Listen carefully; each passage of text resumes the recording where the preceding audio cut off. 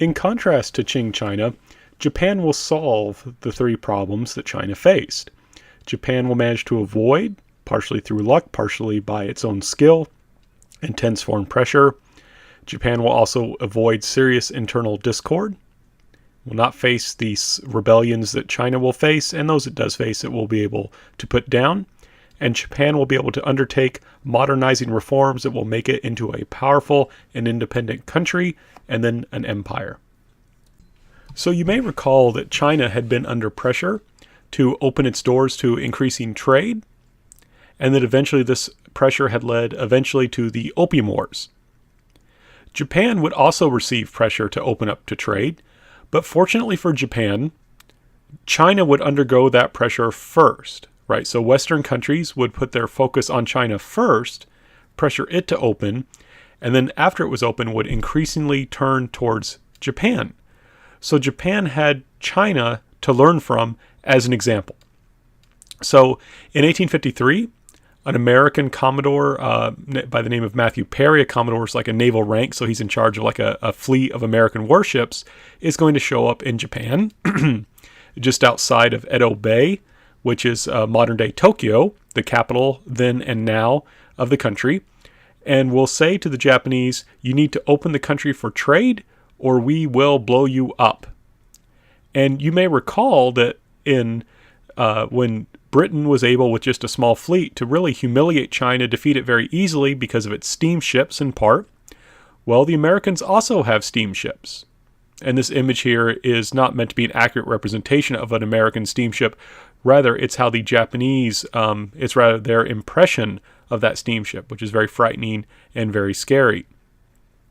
And what made these steamships particularly dangerous to Japan was the fact that as an island nation, much of its territory would have been accessible to these steamships and could be bombarded by these steamships with their powerful cannon.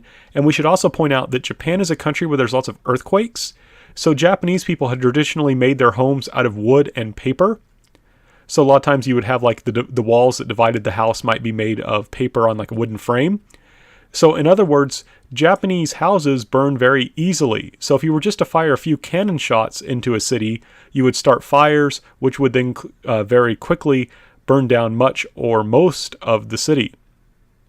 So Japan, ruled here by the Tokugawa shogunate, right? The shogun is still in charge. The shogun will agree to open up the country to trade. They will not fight like the Chinese do. The Japanese have learned from what happened to China in the Opium War that if you fight the Westerners at this point, you will probably lose. So Japan, under the pressure of the American Commodore Matthew Perry, will open up for trade, and eventually, several years later, Japan will sign an unequal treaty with the United States, and then later on with other countries. However, because it did not lose a war, it will get better terms than China. For example, it doesn't have to pay an indemnity. It does not have to give up territory. What I think is really striking is that, in fact, Japan will have put into the treaty that opium will not be brought to Japan, that foreign countries will not bring opium to Japan and will not sell it in Japan. So Japan, because it did not fight, because it learned from China's loss, is able to get much better terms in the treaty. Now, this doesn't mean that Japanese people are happy with their government. Many Japanese people are upset that their government, the Tokugawa shogun, was so weak that it just accepted this without a fight. So it's kind of funny. In many ways, in retrospect, the Tokugawa really made the right decision. It would have been impossible for Japan to have resisted the Western forces. They would have been defeated just as easily probably as China had been. However, even though that was a rational choice, and basically what Japan was trying to do was just trying to play for time so it would have time to modernize, to become stronger, to deal with the Westerners later, Japanese people don't really care that much. They just see the Tokugawa shogunate as a weak government that just gave in to these foreigners. And so what will happen is a group of Japanese samurai, and we'll talk more about who these people are later, but a group of Japanese samurai will actually overthrow the Tokugawa shogun and restore the emperor to power, right? And this is called the Meiji Restoration because the Emperor Meiji, the Meiji Emperor, however you want to refer to him, was restored to power in 1868. So remember, Japan had this system of government which you had an emperor and a shogun. The emperor had a religious role and appointed the most powerful samurai to rule as shogun, and he ruled politically. That system has now been gotten rid of. It's been abolished. And instead, the Meiji emperor has been restored to power. Now, in reality, the emperor will mostly just do what his advisors will tell him to do, and the advisors will do most of the governing. But the key thing is the shogun is no more. Now, I want to do a brief comparison with China, right?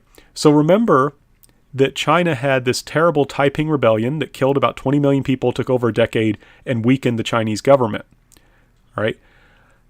In contrast, Japan was fortunate in that this overthrow of the shogun and the restoration of the emperor was actually a very short war. It took only a few months, and instead of killing 20 million people, it killed only a few thousand people. And while, the loss of human life is always sad, I want to stress, in national terms, that didn't really impact Japan significantly, right? Whereas the Taiping Rebellion, which lasts over a decade and kills more than 20 million people, that's going to really cause a lot of harm to China. It really seriously weakens China. In Japan's case, this is a short war that doesn't really hurt Japan much. In fact, it helps Japan because it brings to power a reforming government, a government that is willing and able to undertake massive reforms that will make Japan strong, right? So whereas the Taiping Rebellion killed a lot of people and solved nothing, the Meiji Restoration killed only a few people and will lead to bringing a new government into power that will make Japan stronger. And one key thing about Japan, and this is not anything that anyone could have planned, this is what I mean about historical contingency. Remember how China fell apart after they got rid of the old empire because they didn't have a new clear orthodoxy, right? There's no clear orthodoxy around which to unify the country. In Japan, they got rid of the shogun, but they still had the emperor. The emperor was an ancient, pure symbol of what it meant to be Japanese, and you could use him as a source of legitimacy, of unity, and so forth, right? So he's going to replace the weak shogun, this new emperor, or I should rather say this ancient emperor, as an old and pure symbol around which the Japanese people can rally and be unified. So whereas China will lose its old orthodoxy and not have a new one, Japan will lose its old orthodoxy and get a new one. This emperor, like I said, he's ancient, but he's going to become the new center of power, around which they can build a reforming government. So this is huge for Japan. Now, remember that one problem that China had was how could it change and still be China, right? Remember, Chinese civilization was closely connected to Confucianism, to this idea that it was the center of the world. How could you change and still be Chinese? That's a serious problem. And Japan is fortunate in that it had a man who was going to be able to come up with a persuasive argument for how Japan can adopt Western ways while still remaining Japanese. And that man's name is Fukuzawa Yukichi. And one thing that is really fascinating about Fukuzawa Yukichi, Japan periodically undertakes these kinds of currency reforms. They change who's on the money. And they've done this several times. And Fukuzawa Yukichi has never been changed. He's always been on the Japanese $10 bill, no matter what. Everyone else has changed. They've taken out people, they've added people, but they've always left him on the Japanese $10 bill. So very important Japanese person, still widely respected in Japan today. But Fukuzawa Yukichi was a samurai who was early on committed to modernization. You remember how the Dutch were allowed to come to Japan and be on that little island so that Japanese people could gain information about the outside world? Well, he was what we call a Dutch scholar. He was a Japanese person who learned to read Dutch so he could read Dutch books and learn about the outside world. Once it was learned that the Netherlands was not a particularly powerful country, Fukuzawa Yukichi will then switch to learning English because Britain and the United States were. So he's going to start learning English, and he's going to be a key figure for importing Western ideas into Japan and translating those ideas in ways that Japanese people can understand. And he had this basic question, why is the West so powerful? Right? Why is the West so powerful? Now, we've seen before that some Western people argued it was race, that white people, European people were biologically superior to others. Well, for Fukuzawa Yukichi, that's not a very useful answer because you can't change your race. Now, there were Japanese people who said, you know what, in order to improve the Japanese race, we need to interbreed with Western people, and that will improve our race. Fukuzawa Yukichi rejected that idea. It's pretty basically impractical, but it also, of course, would not work because this idea that race is what made the West so powerful is incorrect. But in any case, Fukuzawa Yukichi rejected the idea of race, can't really change your race. He also rejected the idea of religion. Some Western people said, well, Western civilization is so powerful because of religion, because we're Christians, especially for Protestant Christians, we're Protestant Christians, and Protestant Christianity is what makes you a powerful advanced civilization because it's the most civilized religion. Or was it something else? Well, what's key is that Fukuzawa Yukichi actually studied Western history. And one thing he realized was that the West used to look a lot like Japan, right? The West used to look a lot like Japan. So in a sense, Fukuzawa Yukichi realized they once were as we are now, and they changed, so that means we can change. So let me give you an example. One thing that Western people criticized Japan for doing in this time period was in Japan, they would execute criminals for a lot of different crimes, sometimes just theft. They would execute people. They would cut off their heads, and they would put their heads on display for everyone to see. And Western people, like from Britain, would come in and say, oh, that's terrible. How can you do that? And then Fukuzawa Yukichi read British history, and he was like, wait a second. Like in the 14 and 1500s, British people executed people for things like theft, and they cut off their heads and put them on display. So they did the exact same thing that they're criticizing us for now. But they were the same racially. They were white then, and they're white now. And they were the same religion then. They were Christian, and now they're still Christian. So we can't say it was just race or religion that made them change. It must have been something else. It must have been something else. And if we can figure out what that something else is, we can also change without changing our race, without changing our religion. And what Fukuzawa Yukichi realized was that essentially these four revolutions we've been talking about, that Western people discovered them first, the political, economic, scientific, and industrial revolutions. He's like, oh, okay, they discovered these revolutions first. And he referred to these revolutions as civilization. And he argued that this civilization was not something that was unique to the West. It had merely been discovered first by Western people, that all people could discover these revolutions, these laws that govern human society in the natural world, and if they implemented them, they could form a powerful government just like Western people had, right? So if you follow the rules that govern the universe, that govern nature, in other words, if you follow the scientists and the social scientists and the laws that they've discovered, if you implement those laws, you can have a civilized country that will be powerful. In other words, Japan can imitate the commerce industry and science that you found in the West while keeping its art, music, and religion. So Japan can imitate the power of the West while keeping its identity. Right? So Fukuzawa Yukichi figures out how to do this. How we can stay Japanese while still borrowing these ideas from the West. Right? He figures out a way to change and become powerful while Japan still stays Japan.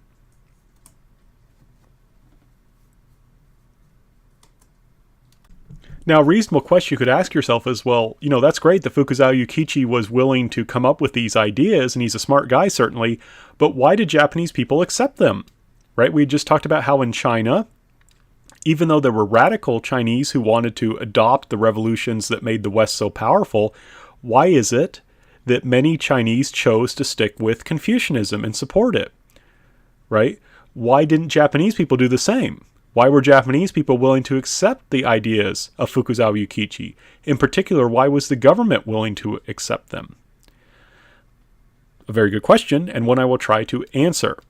So, first of all, one thing we have to emphasize is the samurai who restored the emperor to power were radical nationalists. They were already people who believed in the basic ideas, or at least one set of ideas, of the political revolution that occurred in the West that made the West so powerful. The belief in nationalism. So the guys in power were nationalists, first of all. They were people who believed in nationalism, that the primary loyalty should be to the nation state, and that Japanese people should rule Japan. There's something else that's very important, though, about these guys. So one thing we have to stress, remember how we emphasized that the Tokugawa shogunate tried to bring stability, right? This is going way back to section 1, but he tried to bring stability. And one thing he tried to do to bring stability was to freeze everyone's social status. Right? In China, if you were just a normal person, you had to be a man. But if you were just some normal guy, you could take the exams and eventually become an official, right? In China. In Japan, that's not how things worked. In Japan, what happened under the Tokugawa was you were assigned a social status group, and you were supposed to stay in that group, and your children were supposed to stay in that group. So if you were a peasant, your children would be peasants, their children would be peasants. They're always going to be peasants. If you're a merchant, your children are going to be merchants, their children will be merchants, and so on. If you're a samurai, you're going to be a samurai, your children are going to be samurai, your grandchildren are going to be samurai. Now, one thing we have to stress is it wasn't simply the fact that you would be within that social group. Your rank within the social group would also stay the same. So if you're a high-ranking samurai, your children will also be high-ranking samurai. Their children will also be high-ranking samurai. If you're a low-ranking samurai, your children will be low-ranking samurai, and their children will be low-ranking samurai. So the mid to low-ranking samurai were the ones who actually were the radical nationalists who restored the emperor to power. They supported changing the system because they were losers under the old system. They could not rise. These mid to low-ranking samurai were stuck in the bottom ranks of the samurai. And so they didn't care about the old system because they were not powerful in the old system. Even though they were samurai, theoretically the highest group, in fact, they were often quite poor. Merchants, who were supposed to be the lowest group, could often be wealthier than samurai, especially low-ranking samurai. So what happened in Japan was the people who rose to power were these mid to low-ranking samurai who were nationalists and who were losers under the old system. That meant that they didn't care about the old system. They were willing to change it or get rid of it. They were willing to undertake radical reforms in order to strengthen the nation state because reforms did not threaten them. This makes them very different from elites in the Qing Empire. In the Qing Empire, these people who were focused on Confucianism, whose power came from Confucianism, resisted any reform that would hurt their position based around Confucianism. And unfortunately, that meant the scientific revolution and all that. But in Japan, the elites, the people who gain power, who restore the emperor to power, are much more radical. They were losers under the old system. They believe in nationalism. They want to make massive changes that will make the country stronger. And I think it's important, you can kind of see that in this image here of these samurai who are part of what's called the Iwakura mission. This is a group of samurai who were sent to study in Europe and the United States. They also traveled, if I recall correctly, to South America as well. And you'll see all of them, except for the leader, Iwakura, are dressed in Western clothing, showing their commitment to change. The only person who's not is the leader, and he even himself has a top hat. So what do these radical reforms look like? They look very Western, right? Japan is going to seek to build a centralized state with a constitution and democracy, right? Japan is going to seek to build a centralized state with a constitution and democracy. That is huge, right? And I want to stress, this constitution is a real constitution. Though not as strong in terms of protecting rights as the U.S. Constitution, this constitution will protect things like freedom of speech, freedom of the press, and freedom of religion. In addition, though at first this constitution is fairly weak in terms of democracy, only about 1% of Japanese people get the right to vote, over time it will expand so that by 1925, all Japanese men will get the right to vote. Women won't get the vote till after World War II. But the key thing is, this is real. They are really adopting liberalism. In addition, they will institute compulsory education in 1872. So 4 years after the Meiji Restoration, they will institute compulsory education, not only for boys, but also girls. At the same time, they will institute education for boys and girls because they realize that they need an educated population that can read, write, and do basic arithmetic in order to have an industrial economy and to have a conscript army. If you're not familiar with the term conscript, it means a draft. It means all Japanese men are liable for service in the army, and to have a modern army, you have to have soldiers who can read and write and do basic math. Now, Japan does not have the characteristics necessary for the Industrial Revolution to happen on its own.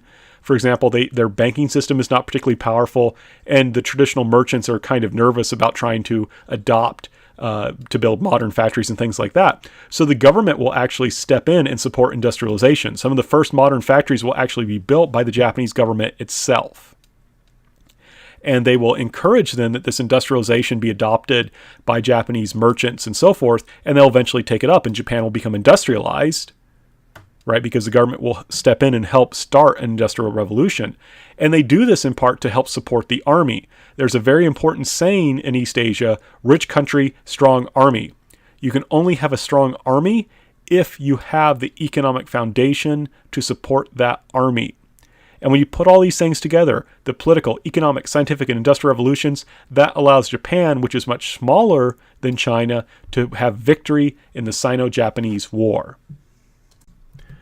So Japan will be victorious in the Sino-Japanese Wars. We're kind of going back to that war between 1894 and 1895. That will give Japan informal control over Korea.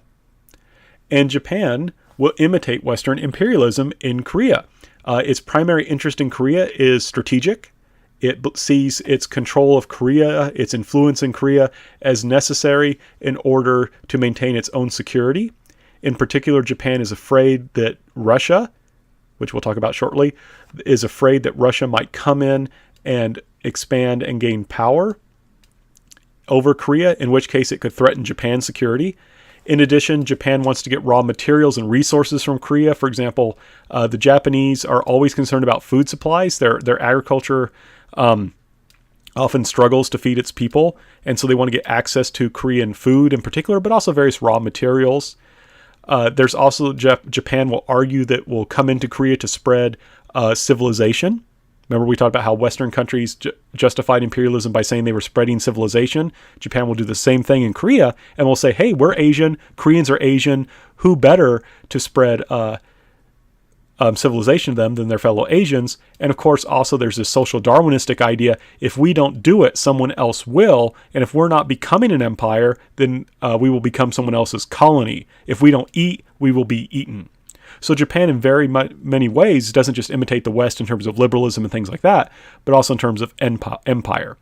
And to give you an example of how severe this is, right, as it's expanding its power into Korea, the Queen of Korea, who is a little bit more politically astute than her husband, a woman we call Queen Min, she's known today by Koreans as Empress Myeongsung, but in the time period she was referred to by people in the West as Queen Min, she will attempt to resist the Japanese domination of her country, and she can do this because she's a very clever lady.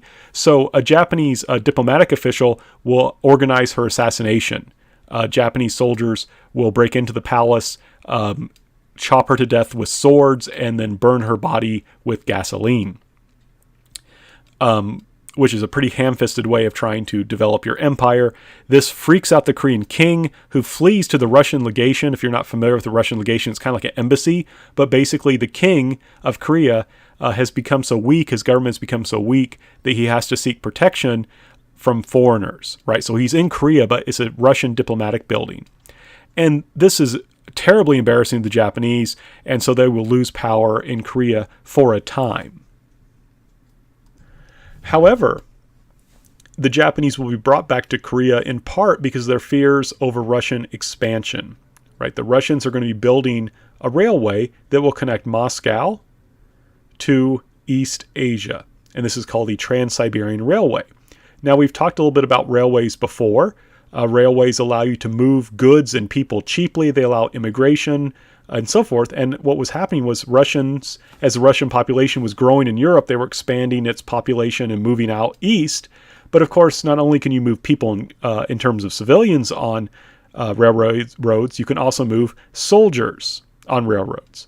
And the Russians were moving more and more soldiers on this railroad to the east.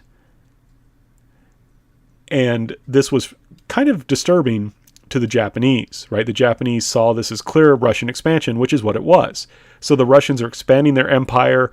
They haven't yet completed the railway, but they're getting close to completion. And like I said, they're bringing more goods, more settlers, and more soldiers here, and that is something very disturbing to Japan, because you can see is this railway will eventually be very close to Japan. The railway will allow Russia to project power towards Japan, and that could threaten Japan's security. So the Japanese are very much concerned.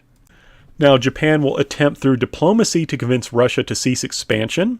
It will make it very clear to Russia that it is disturbed by this, but Russia will refuse, will not care about Japan's concerns. I believe the Tsar, the leader of Russia, will actually refer to the Japanese as monkeys in his letters, diplomatic letters discussing this situation.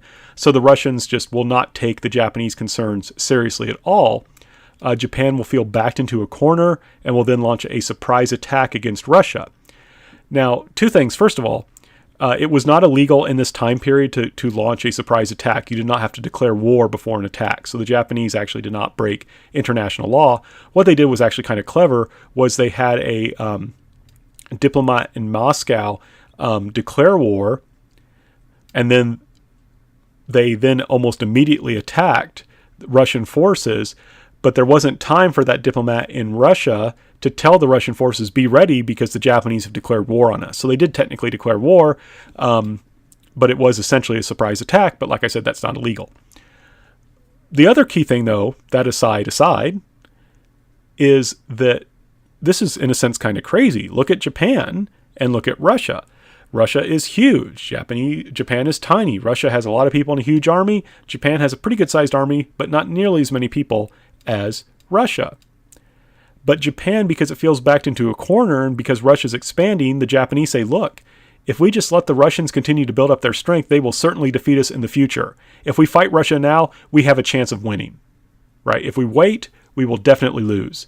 If we attack now, we might win. And what's really striking is that Japan is going to win this war.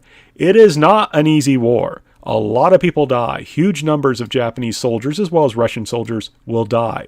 It's an extraordinarily difficult, hard-fought war, but the Japanese do win.